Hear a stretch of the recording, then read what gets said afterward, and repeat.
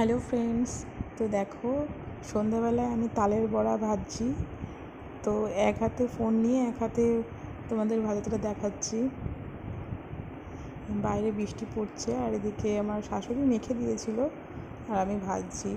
ভাজতে অনেক টাইম লাগে, তো ওনার পা ব্যথা করে, এই জন্য আমিই ভাজছি। এই যে সবে কেবল দিয়েছি, একটু ফুলেছে, আস্তে আস্তে ভাজছি, নাহলে ভিতরে আবার কাঁচা থাকবে। তোমাদের কার কার তালের বড়া খেতে ভালো লাগে কমেন্ট করে জানিও।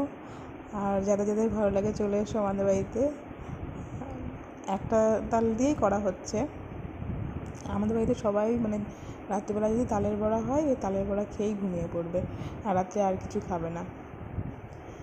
এই দেখো হাঁড়িতে একবার না দুবার যেন ভাজা হয়েছে, সেগুলো রয়েছে। আর এই যে আমার শাশুড়ি মেখে দিয়েছে মাখাটা, এই যে কেমন হয়েছে কমেন্ট করে জানিও।